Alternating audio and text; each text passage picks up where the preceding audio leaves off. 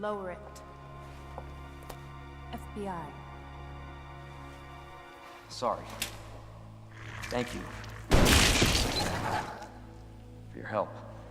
Because in this world, someone always pays. Best not to ask who or why. I understood that. Made my peace with it. Until that one night in Raccoon City changed everything.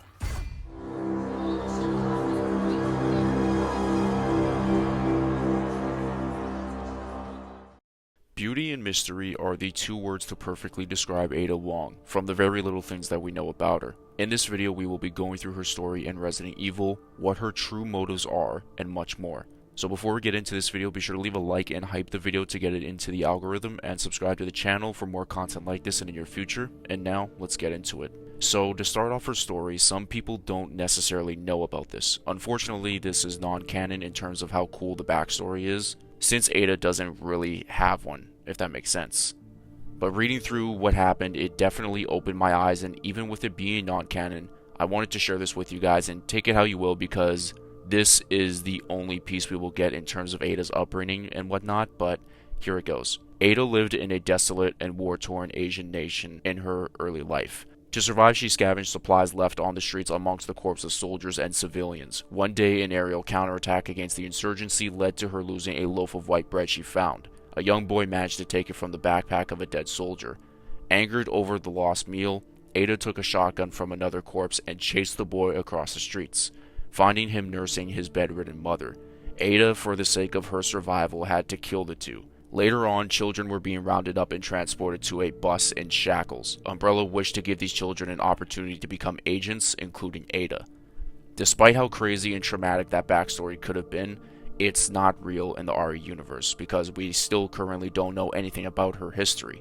We don't even know if Ada is even her real name, and who knows if that will ever get revealed. But it's funny because even with us knowing this, I have a feeling we will just constantly call her Ada Wong no matter what happens. It's been her name for pretty much 30 years, and regardless of my rambling, let's get back on track to the real stuff. Sometime before the events of Resident Evil 1, Ada was approached by Amber and Wesker while she was an agent of Umbrella's rival company. The company initially questioned her loyalty due to her mysterious nature and refusal to reveal her true identity, but with Wesker's endorsement had come to the conclusion that she would be an ideal fit for the job.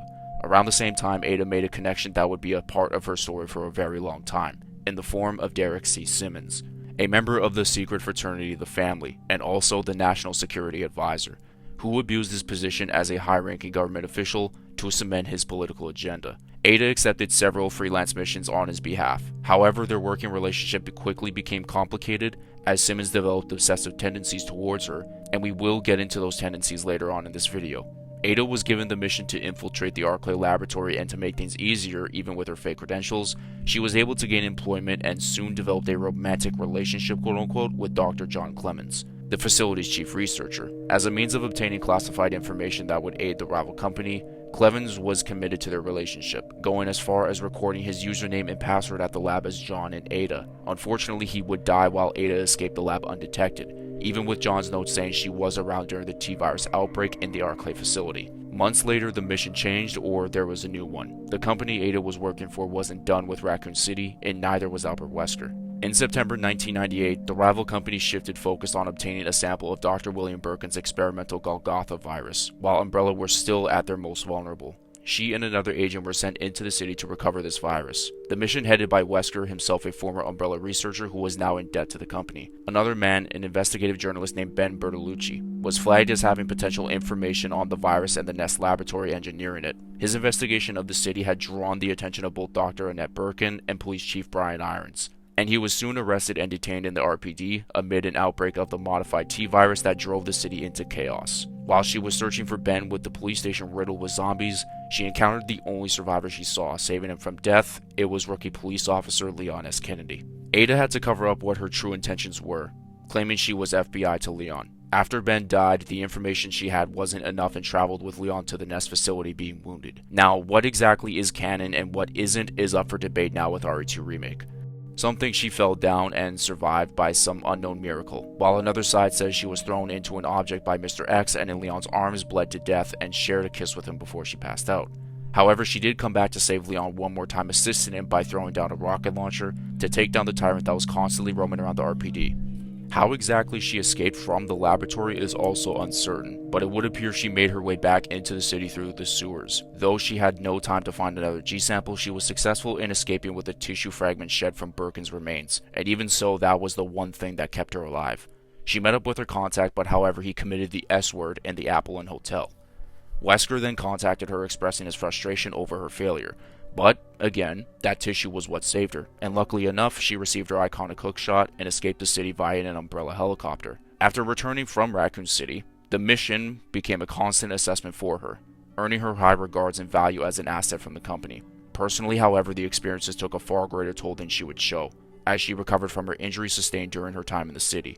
She did her best to move on and tried seeing her attachment for Leon as being a part of her Ada character than herself. Her contract was fulfilled with the company and Wesker. However, Ada left their services to recoup from her injuries. She now bore a big scar down the side of her belly thanks to the G creature and contemplated giving up the name Ada Wong for good.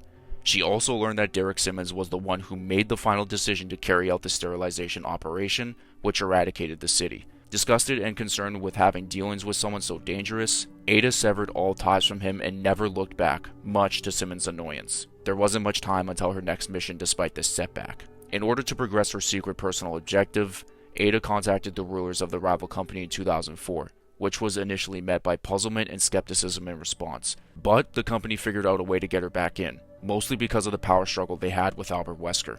The rulers of the company viewed him as an uncontrollable spark that could burn the organization from within, and therefore decided they could use Ada to suppress him and to keep him calm. They had no reason to trust Ada unconditionally, but it would be beneficial to them if she functioned as a watchdog to Wesker. Ada obtained information on Wesker that he had been engaging in secret meetings with Tricell's African branch, and was convinced that he had been working in opposition to the company. However, Wesker's seniority posed a threat to her own position within the company as well.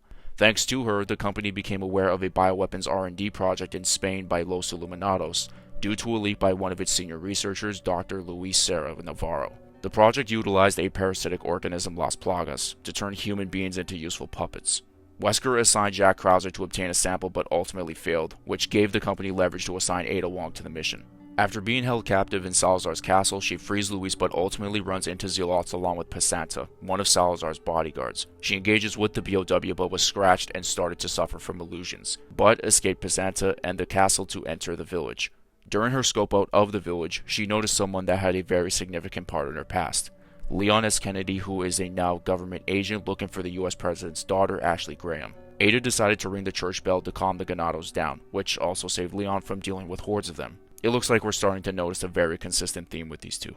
Waiting extensively at the area, Wesker informs Ada that they had lost his signal in the vicinity of the forest, which is near Torres Mendez's manor, and heads toward the location and picking up clues to his current location.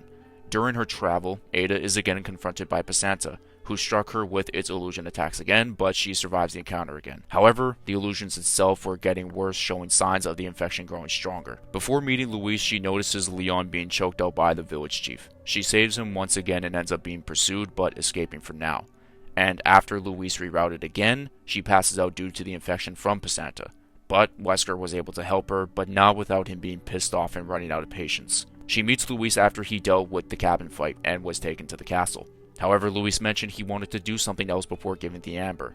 Ada wasn't putting up with it until Luis revealed he wanted to help Leon and Ashley with their infection of the plague itself, help create something to suppress its growth. It would help Ada as well since she is infected too. Because of that, she was willing to help. Luis went through fire, literally, to get the medicine. However, there were ingredients to the medicine inside the castle. Ada then goes off to get them, but before that she meets Leon face to face finally, testing him to see if he still has that same desire of never giving up, and even saying Ashley was long gone. And she wasn't surprised one bit, but regardless she found the ingredients and the medicine was made successfully, only for Passanta to return and hunt Ada down.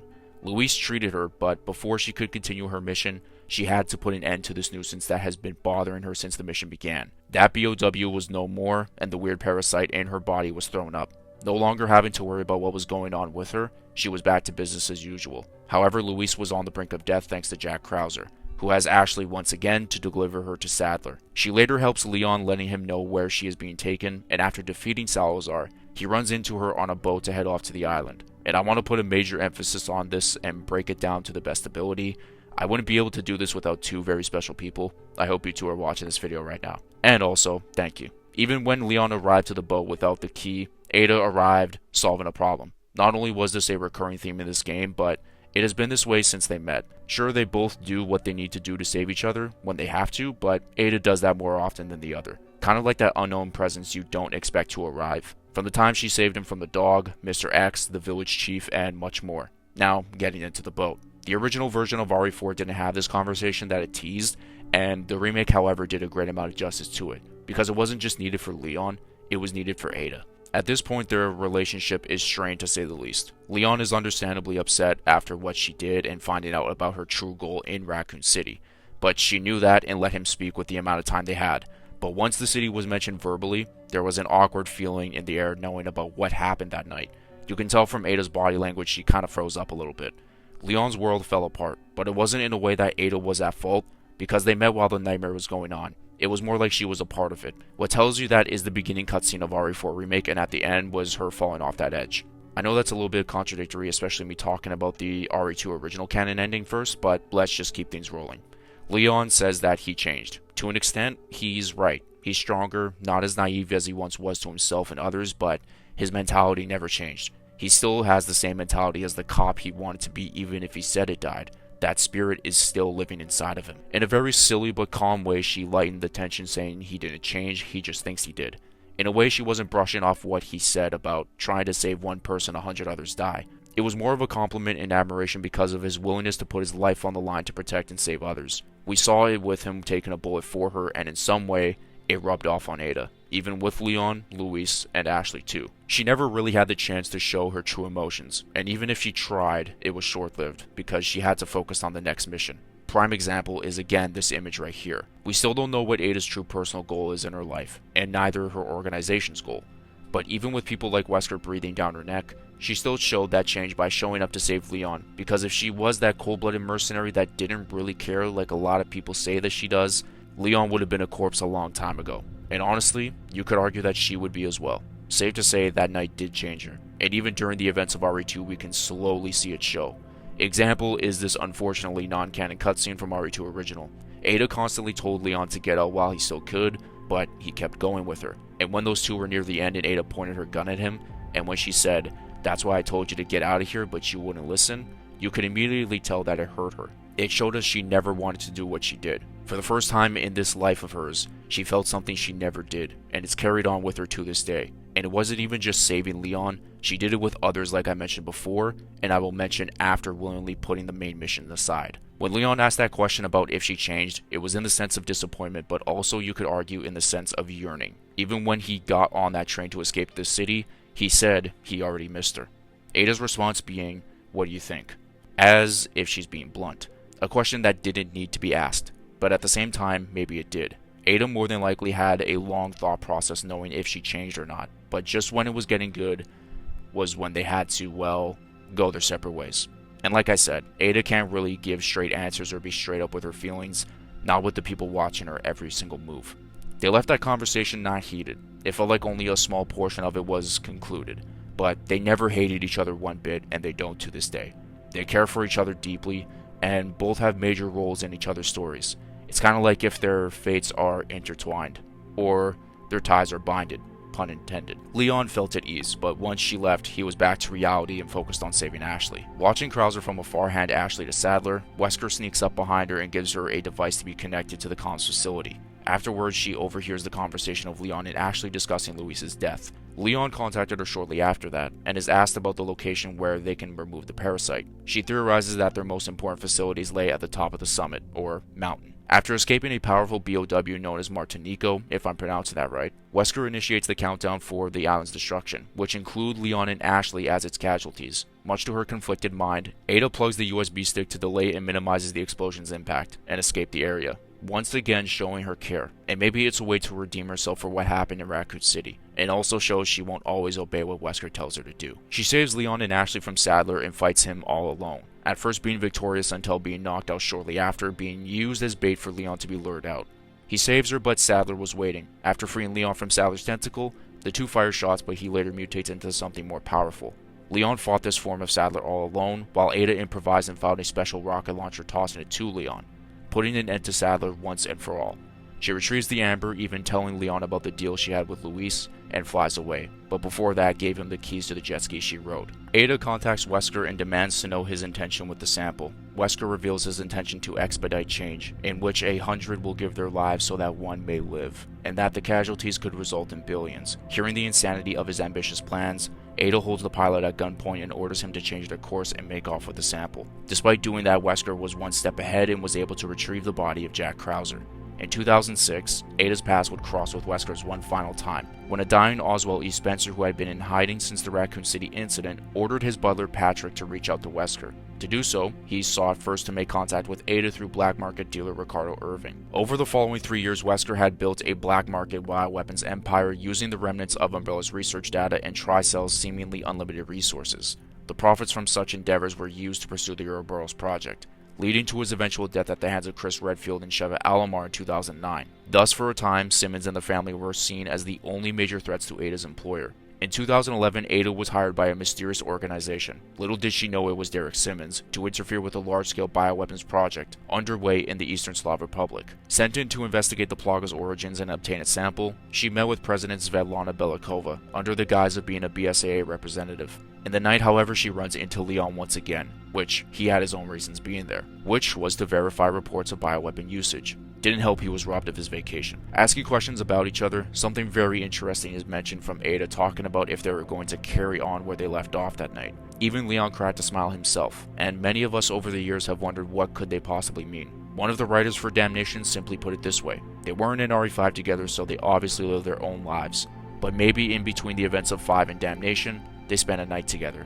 Maybe it was a romantic one, and you can tell from Leon's smile, he remembers it very clearly, and so does Ada. She warns Leon about the town being purged soon and goes back into a meeting with Svetlana the next morning. Unfortunately, it didn't go as expected, being questioned about where she was during the night, and also finding out that the BSA had no representative under the name of Ada Wong. Accused of being a spy, shit hit the fan, and hand-to-hand combat was underway. Unfortunately, even if the fight stopped, she was trapped and later passed out, and used a hidden knife in her heels, I believe, to help escape. And while she was doing that, Leon wasn't too far behind, or dare I say, beat her to the area where the Plagas were.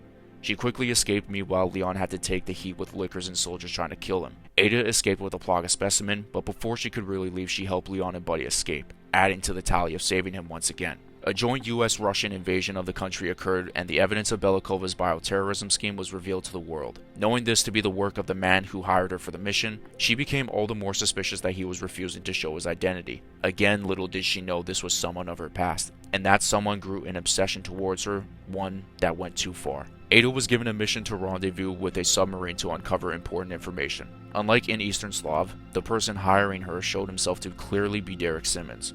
While not initially interested in involving herself with him, curiosity got the better of her, and on June 27, 2013, she infiltrated the submarine. Learning her prints were on file, however, she has no collective memory of even being here. She uncovered a film of her being ordered on an operation in Edonia in December 2012 to capture a man named Jake Mueller, who was deemed likely to be a source of C-virus antibodies, which was a mission she never took part in. She was getting more confused as time went on. She escaped the sub via a torpedo tube, and days later made her way to the Tall Oaks Cathedral, and from the distance notices Leon once again along with Helena Harper. Contacted once more by Simmons, she was told of upcoming attacks in the US, China, and then other major cities across the globe, all to be blamed on her and Neo Umbrella. Their true goal was world destruction and was founded by Dr. Carla Radams, who we will get into very shortly. Ada helped Leon and Helena take down Deborah, who was Helena's sister, sadly turned into a BOW. Ada made her way to the laboratory to discover a VHS tape of someone in a pod or cocoon that looked exactly like her, which explained Leon's confusion when he first saw Ada before. After watching the full video, the pieces started to come together. The Simmons that was contacting Ada from the beginning wasn't really Derek Simmons, it was Ada's doppelganger. Ada contacted the real Simmons to let him know about what was going on, and headed to China as to where the next attack would be. Ada quickly discovered her doppelganger was a wanted fugitive on the run from the BSAA, who had evidence she was responsible for the attack, and also killed many BSAA soldiers. Before heading to the aircraft carrier, she spotted a grown-up Sherry Birkin, recognizing the brief encounter they had in Raccoon City in Resident Evil 2 Original, but was not aware that Jake Mueller was the son of Amber and Wesker. Regardless, she helped the both of them escape soldiers and ferocious POWs. Maybe that savior complex Leon has had really rubbed off on Ada. Finally arriving to the carrier, Ada made a shocking discovery. This Ada clone was made due to the obsession Derek Simmons had with her, and it was his own chief researcher, Carla Radams, to be the clone. However, this isn't entirely the end of it one bit. Like I said, Ada found out about Simmons' involvement in the bombing of Raccoon City, not only to cover up for Umbrella but the US government. She broke all contact with him, and this drove him beyond mad, and he resorted to kidnapping thousands of women in an attempt to create his own Ada Wong for his own purposes. After 10 years and 12,235 experiments, it's finally complete. Thank you, Miss Radams. I owe it all to you. 12,235 women were experimented on and killed to solely make an exact clone of Ada Wong. Even when they were experimenting on these women, Simmons knew Carla had feelings for him, but he didn't care because he was that obsessed with Ada. So he manipulated her and made her a test subject after finding out that she provided the closest result. And it became a success. And he did what he could to, and I quote, program her. Ada then saw Carla fall from the carrier after being shot in the stomach. Assuming she was dead, Ada tried to pay respects and let her know about Simmons destroying her life.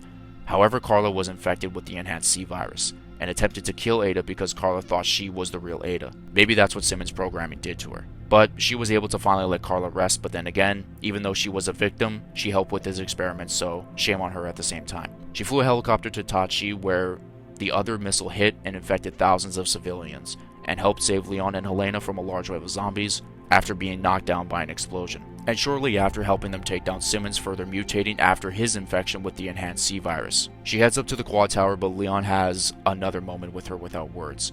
Leon was originally shocked to hear Ada's supposed death from Chris. It looked like his soul left his body, but he kept pushing, and those same thoughts and emotions led up to the elevator where Helena said, "You have feelings for her." She ends up fighting Simmons after coming back from the dead, like he did before, and she was doing her job well, until she was knocked unconscious, and that's when Leon went for the save.